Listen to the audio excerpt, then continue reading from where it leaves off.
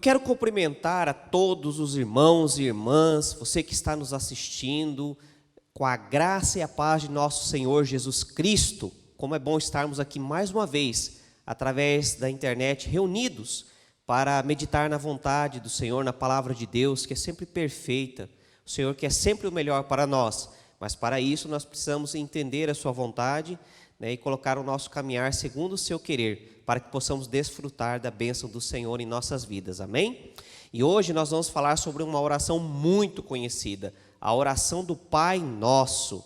Nós vamos meditar na oração modelo que Cristo deixou para todos os cristãos e que ainda hoje nós repetimos. Me lembro que quando criança, nós orávamos toda a escola dominical, ao final da escola dominical, da escola bíblica, a oração do Pai Nosso. E nós vamos meditar no texto, então, de Mateus, capítulo 6, os versículos 5 a 15.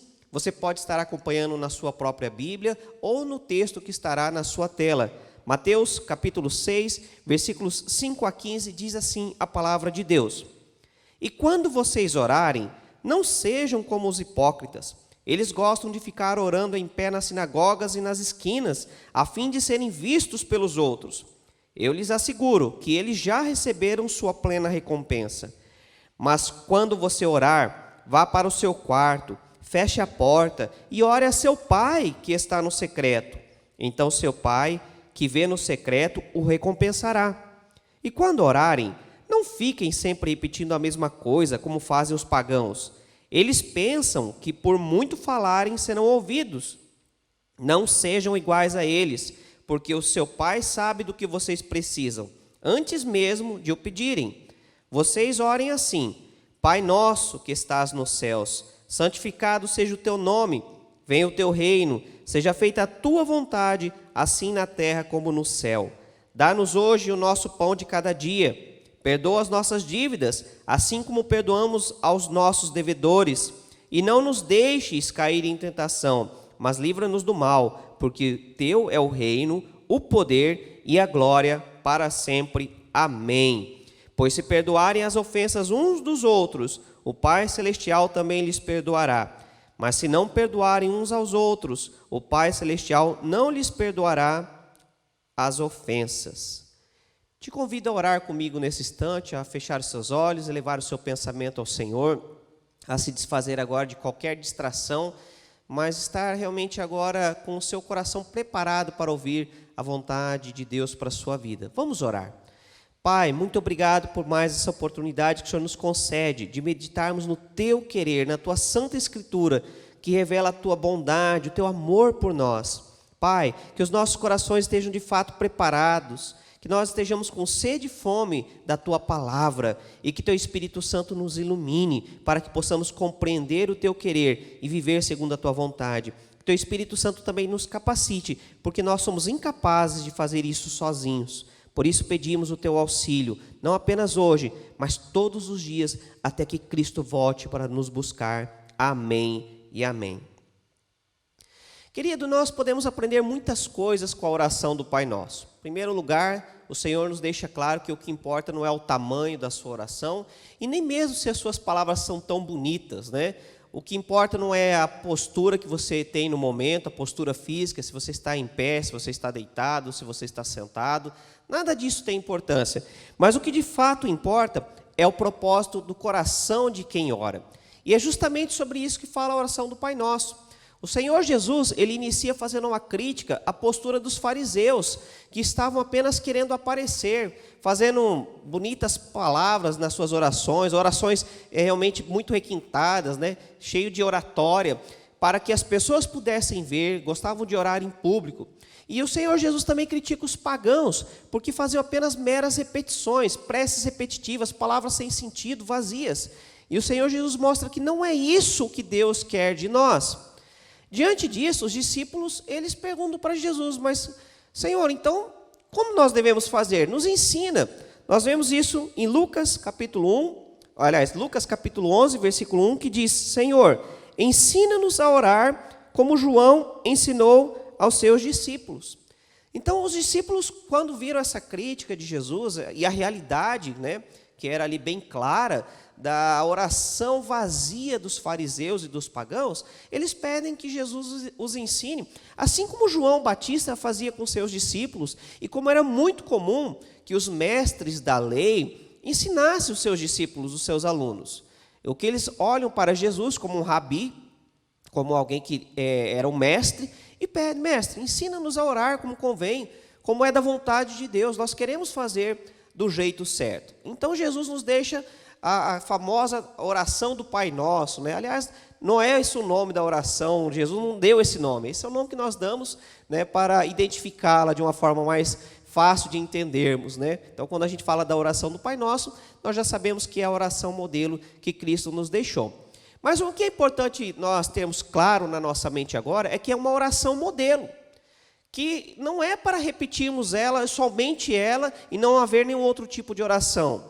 E até mesmo quando orarmos, nós temos que orá-la da forma certa, com a atitude correta, e não apenas como uma mera repetição, porque do contrário, nós incorreríamos no mesmo erro que Jesus criticou, meras repetições de palavras vazias e sem sentido. Isso esvaziaria a oração do Pai Nosso. E talvez há pessoas que fazem isso nos dias de hoje. Oram, mas apenas uma mera decoração, uma mera repetição decorada, né? O famoso decoreba. Apenas oram aquilo porque aprenderam na sua infância, e às vezes até oram com alguns erros, né, de português, mas não compreendem o que essa oração quer dizer. E ela tem muito a nos ensinar. Na oração do Pai Nosso, Jesus usou um modelo que os discípulos conheciam muito bem naquela época, que era chamada de Kadish. Kadish é uma palavra em hebraico que significa sagrado. Era um modelo que era muito usado nas sinagogas, em preces pré-estabelecidas, orações pré-estabelecidas, repetitivas, né, que haviam nas celebrações e nos cultos judaicos. Era muito comum naquela época. Então, quando Jesus ele usa esse modelo, ele traz à memória dos discípulos algo que já era comum naqueles dias, algo que eles entendiam, compreendiam. E no Kadish, havia a frase como: exaltado e santificado seja teu grandioso nome, e também que venha o teu reino, que nós vemos nos versículos 9 e 10 do texto que nós lemos no início. Então Jesus usou essas palavras também. Isso mostra que aquelas palavras em si não tinha nada de errado. O problema não estava nem nas orações em si, mas nas vãs repetições, né? Repetições sem sentido, onde a pessoa não orava com o coração, mas apenas palavras bonitas lançadas ao vento. Mas nós temos muito o que aprender nos dias de hoje com a oração do Pai Nosso. E nós queremos meditar nesse momento em algumas verdades que Jesus nos revela através dessa oração, para que quando orarmos novamente, se você for usar dessa oração, desse modelo de oração, não tem problema, mas que você compreenda que ao orar, que ao repetir essas palavras, não sejam vãs repetições, mas sejam repetições de palavras que têm sentido, que você compreende, e que quando você faz essa oração, que você esteja fazendo de verdade, com o seu coração realmente envolvido neste processo, não apenas a sua memória. Nós queremos começar com a primeira expressão que Jesus nos deixa, a primeira frase: Pai nosso que estás nos céus. Pai nosso que estás nos céus. Querido, que fantástico essa expressão que Jesus inicia essa oração, que ele usa para iniciar essa oração, Pai Nosso. Isso tem muito sentido. Em primeiro lugar, significa que nós pertencemos a uma mesma família, que é a família de Deus. Quando nós cremos em Cristo Jesus e no seu sacrifício, confessamos o nosso pecado e reconhecemos o senhorio de Cristo Jesus sobre as nossas vidas, a palavra fala que o Senhor nos deu o poder de sermos feitos filhos de Deus. Nós fomos adotados em Cristo Jesus e passamos então a fazer parte da família de Cristo, da família de Deus. Você não é mais agora um estranho, você não é mais só uma criatura de Deus, mas você agora passa a ser filho do Deus vivo. Você passa a fazer parte da família dos salvos em Cristo Jesus, uma família especial. Não uma família de sangue, não de algo de herança, de hereditariedade, melhor dizendo, né? Não é algo que tem a ver com o seu DNA, mas tem a ver com a fé. Uma família no qual nós somos recebidos por Deus. Efésios, capítulo 2, versículo 19, diz assim: portanto, vocês já não são estrangeiros, nem forasteiros, mas concidadãos dos santos e membros da família de Deus. Olha que coisa maravilhosa, querido. A palavra diz que agora nós somos membros da família de Deus. Eu fico imaginando, quando eu vejo esse versículo, aquela famosa cena de domingo, de um churrasco, ou de uma macarronada, os familiares todos reunidos ao redor da mesa. Eu me lembro que quando eu era criança, meus pais tinham uma grande mesa de peroba, de alguns metros de comprimento, e era muito gostoso reunirmos toda a família ali. Sinto falta de momentos como este. E eu penso nessa cena quando esse versículo nos diz sobre a família de Deus. Nós agora no lar eterno, quando Cristo vier para nos buscar, todos reunidos ao redor da mesa de Deus Pai. Certamente será algo maravilhoso. E ao participarmos da Santa Ceia, nós já anunciamos um pouco disso, né? Já estamos falando dessa realidade. Ao participarmos da Santa Ceia, da mesa da ceia, nós nos lembramos que somos família, somos povo de Deus. Isso também, querido, significa que, como parte do povo de Deus, nós temos que nos importar com os nossos irmãos em Cristo. Somos uma família, então nós temos que olhar uns para os outros e cuidar uns dos outros, especialmente para fortalecer os nossos irmãos que possam estar fracos na fé, passando por um momento de dificuldade, um momento difícil na sua vida, onde a sua fé é abalada. Nós precisamos desenvolver esse hábito, esse cuidado uns com os outros, seja através da oração, seja através de atos bastante concretos, estendendo as nossas mãos, mostrando preocupação. Como pastor, quando nós estamos aqui no púlpito, nós conseguimos enxergar muito bem as pessoas que estão assentadas. E é muito normal percebermos que algumas pessoas já têm o seu próprio lugar, né? O seu lugarzinho cativo. E quando a gente vê que aquele lugar está vazio, a gente já percebe que o irmão tal, o irmão cicrano, a irmã beltrano, né? Os irmãos não estão presentes por algum motivo ou outro. E a gente já fica pensando, o que será que houve? Ou mesmo você que se assenta num dos bancos quando está assistindo o culto, você pode perceber que alguém que costumeiramente senta-se ao seu lado não está presente naquele dia.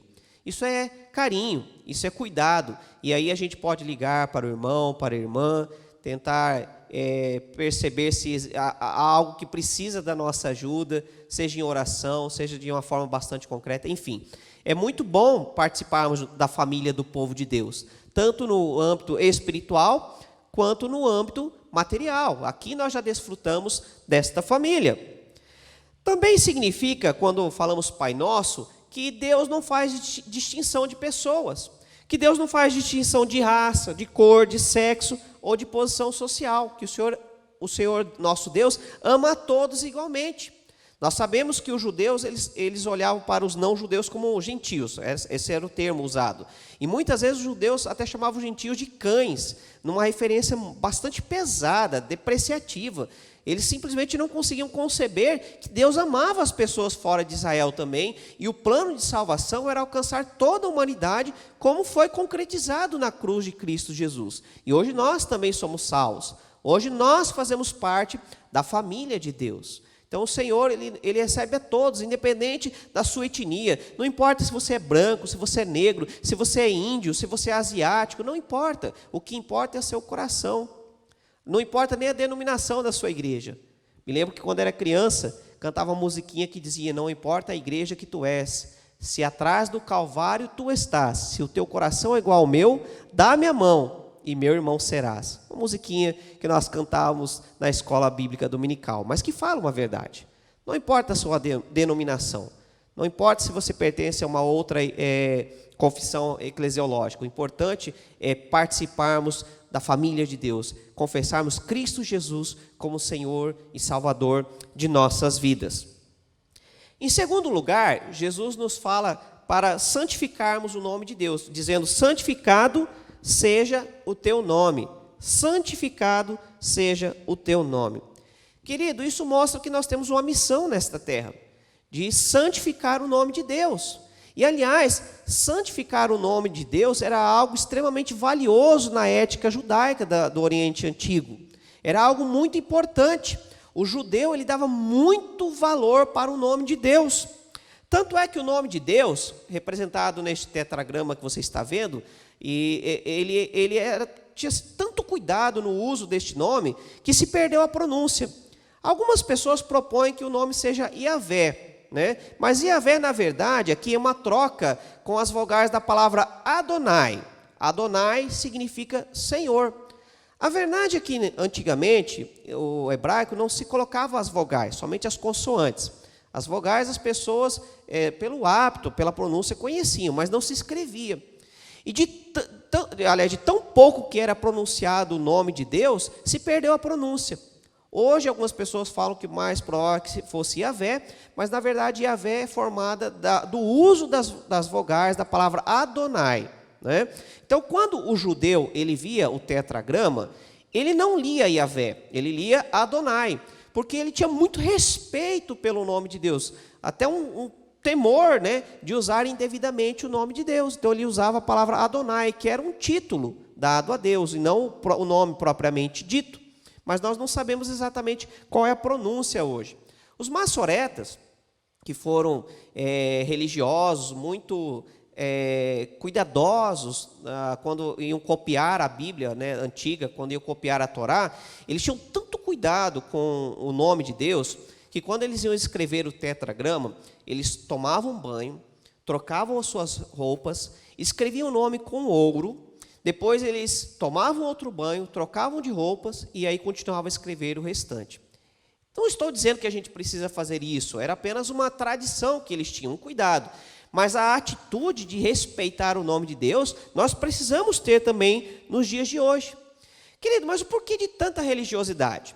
No Oriente Antigo, conhecer o nome de uma pessoa significava conhecer a personalidade, o caráter desta pessoa. Significava conhecer quem ela era de fato.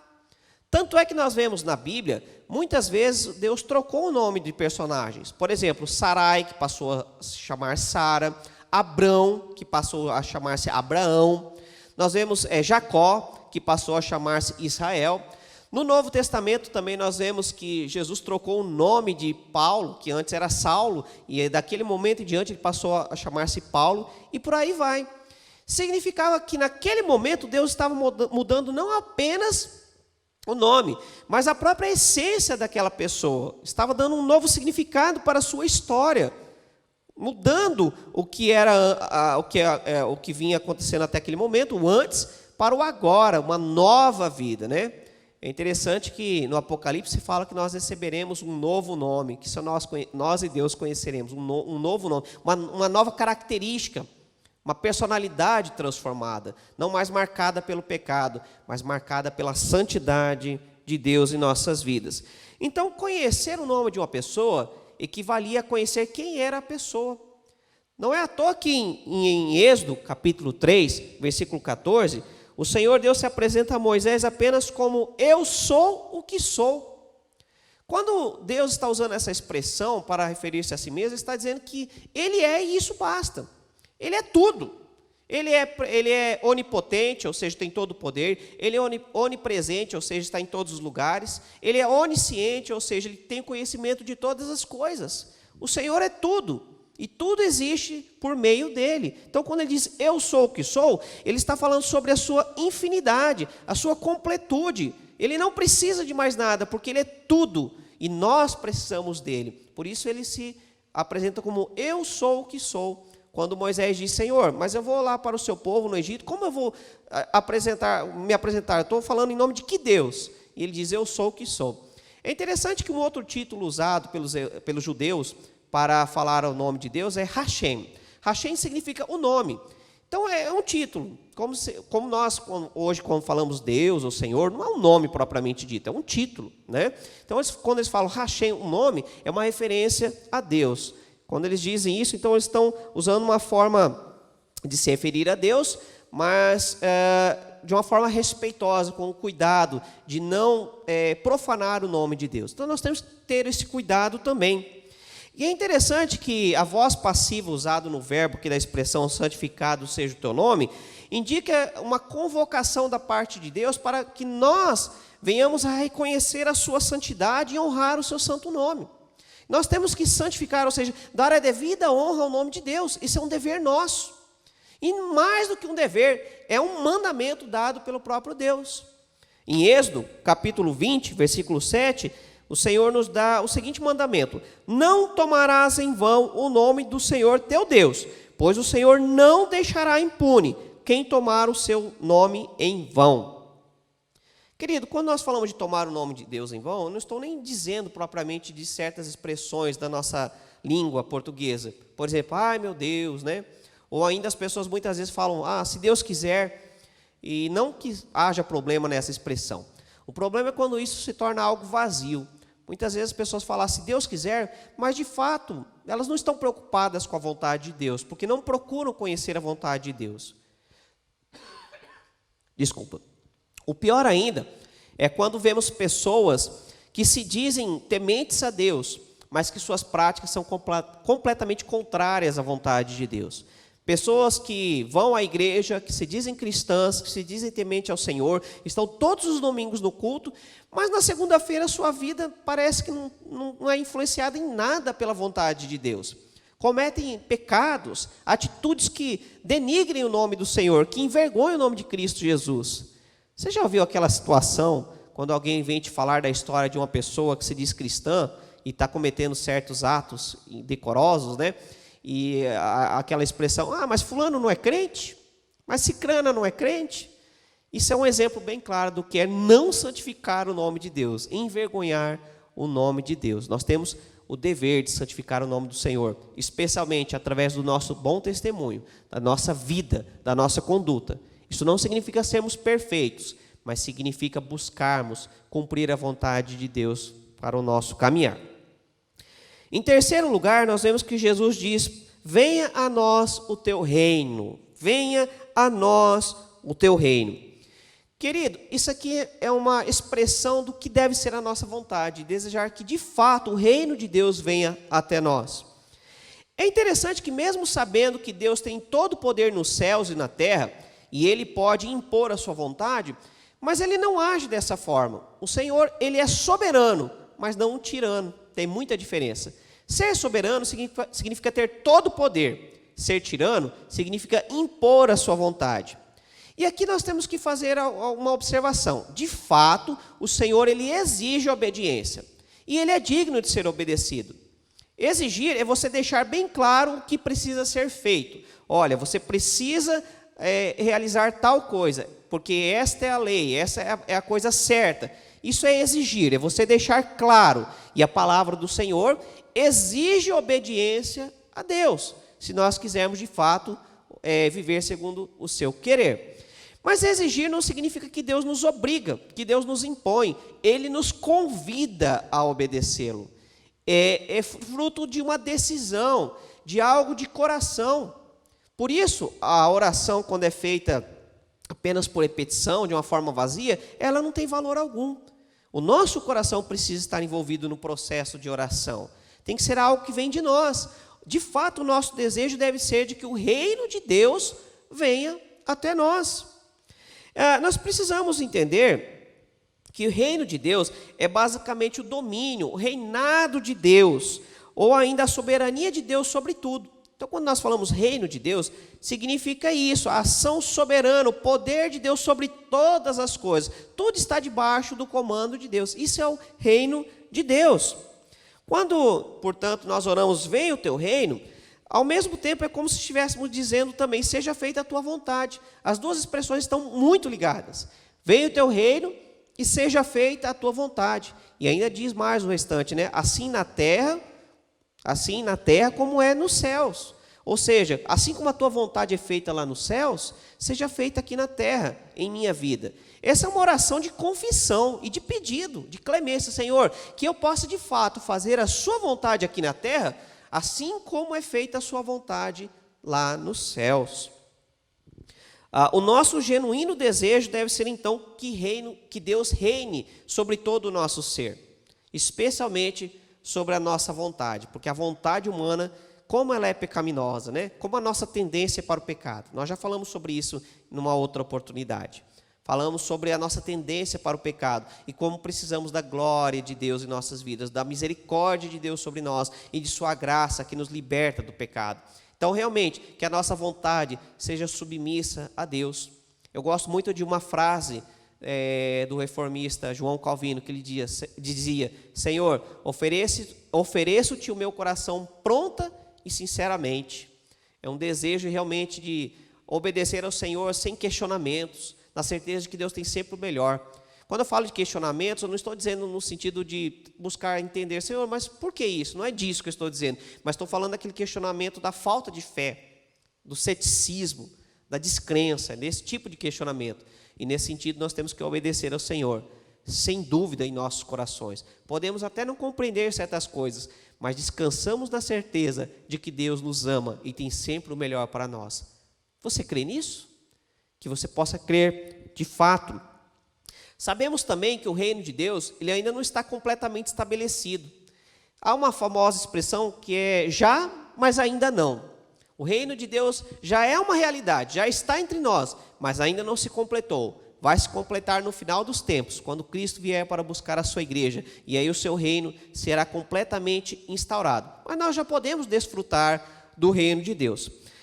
Nós já podemos perceber a realidade do reino de Deus no nosso dia a dia, quando nós nos submetemos a Ele. Mas a nossa oração deve ser marcada por um desejo genuíno de ver o reino de Deus completo sobre as nossas vidas, sobre esta realidade. Por quê? Porque o reino de Deus vai trazer profundas mudanças quando ele for completado nesta realidade. Olha só o que Romanos 14:17 nos diz. Pois o reino de Deus não é comida nem bebida, mas justiça, paz e alegria no Espírito Santo. Olha só, justiça, paz e alegria no Espírito Santo. É interessante que quando Paulo profere essas palavras, Paulo estava vivendo a realidade do Império Romano. E uma das marcas do Império Romano eram as festividades, marcadas por muita orgia, por bebedeiras, comilanças, né? Havia até um termo usado, pão e circo, que era o que se fazia para deixar o povo atordoado, despreocupado. Dava-se diversão e comida. E havia muitas festas mesmo, muitas festividades, muitas bacanais, muitas coisas pecaminosas aconteciam nesse sentido. E que Paulo está dizendo é que esse não é o reino de Deus.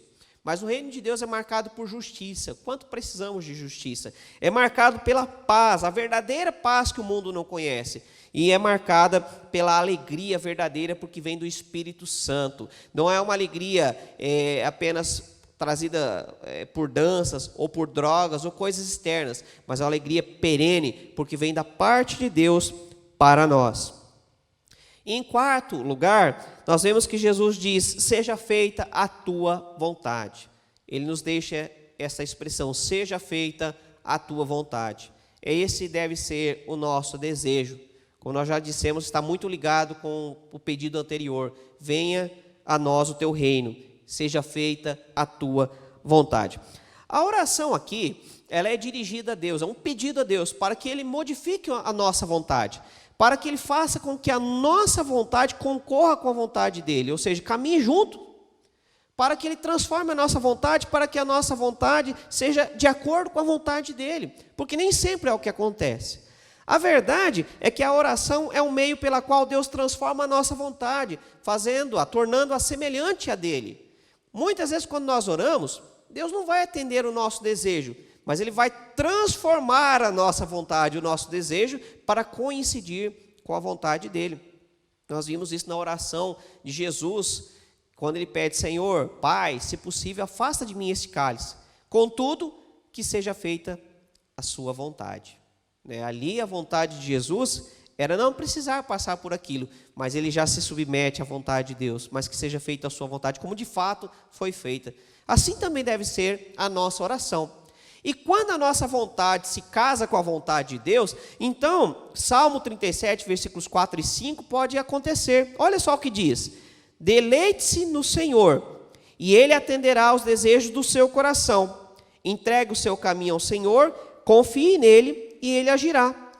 Querido, só quando nós entregarmos de fato o nosso coração a Deus, Ele poderá atender os desejos do nosso coração. Sabe por quê? Porque o nosso desejo vai ser sempre a vontade de Deus.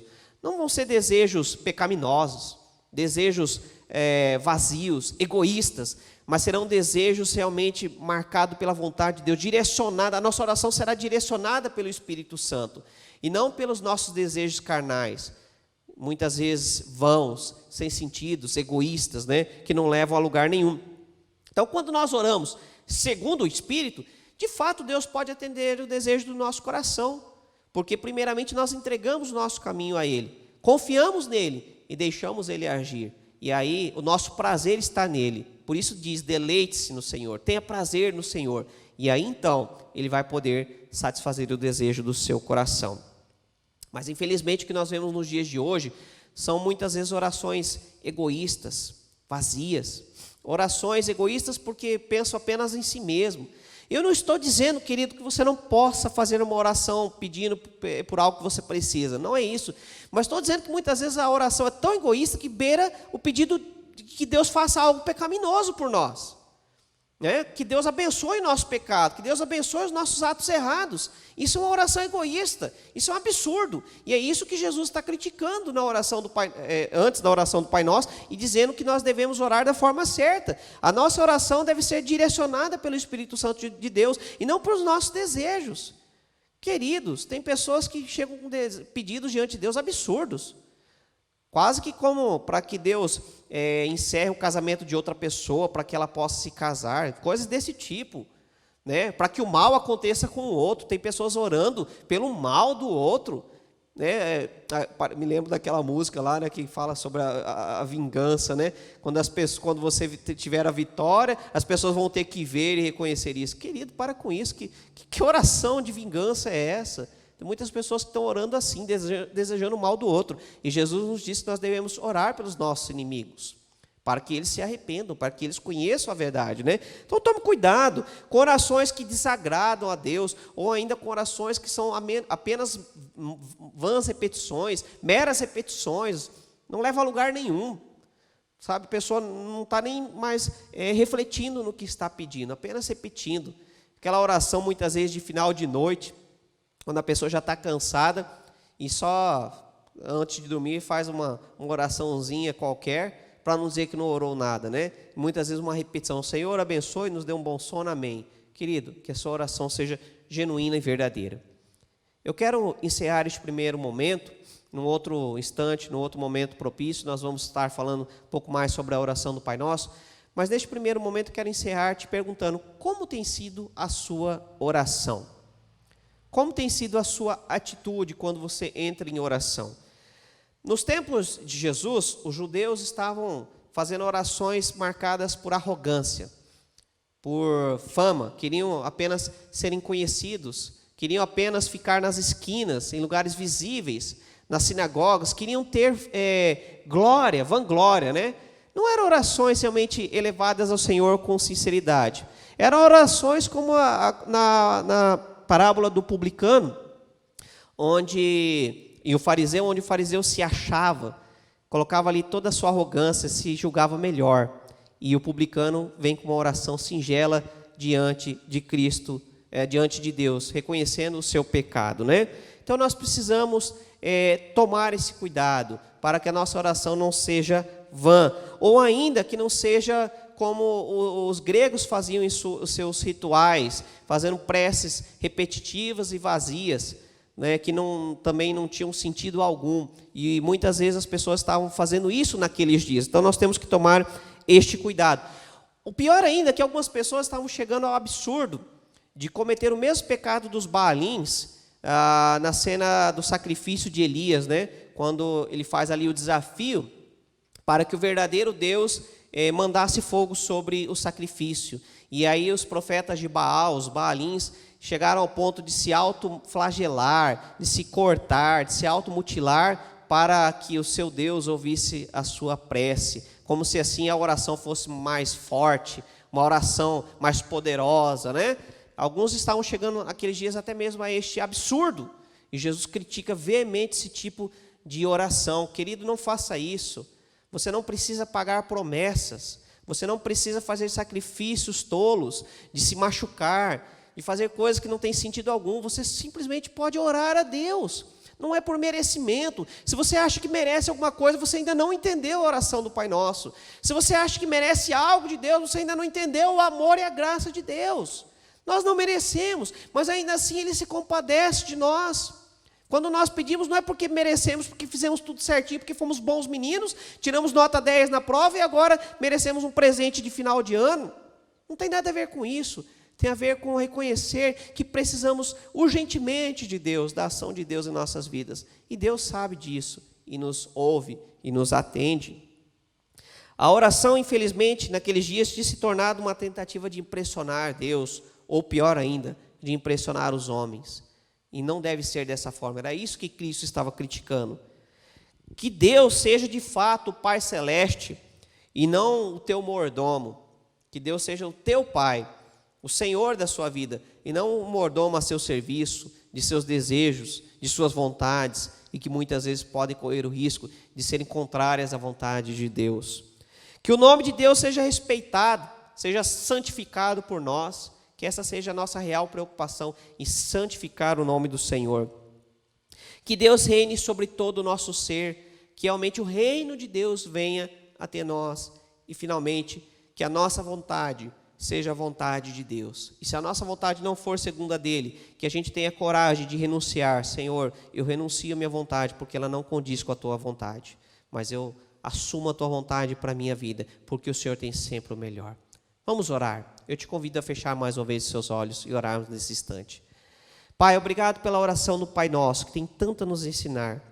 Que realmente, Senhor, a tua vontade seja feita em nossas vidas e o teu reino realmente seja uma realidade tangível em nosso caminhar, que realmente possamos viver segundo os valores do teu reino. Senhor Jesus, que o teu nome seja santificado em nosso procedimento a cada dia, que o teu nome, Pai querido, seja santificado pelo nosso exemplo em todos os momentos, Senhor, que nós possamos te glorificar pelo nosso caminhar, pelo nosso falar, pelo nosso agir, Pai, em tudo seja feito segundo o teu querer em nossas vidas, ó Pai, e que nós possamos a cada dia experimentar a tua vontade, que nós possamos a cada dia experimentar o teu poder nos transformando, que a cada dia nós possamos experimentar o teu reino em nossas vidas, para que tudo se cumpra segundo o teu querer. Perdoa as nossas falhas, perdoa as nossas dívidas, ó Pai querido, para que possamos experimentar o renovo, para que possamos experimentar uma nova vida segundo o teu querer. Essa é a nossa oração, em nome de Cristo Jesus. Amém e amém.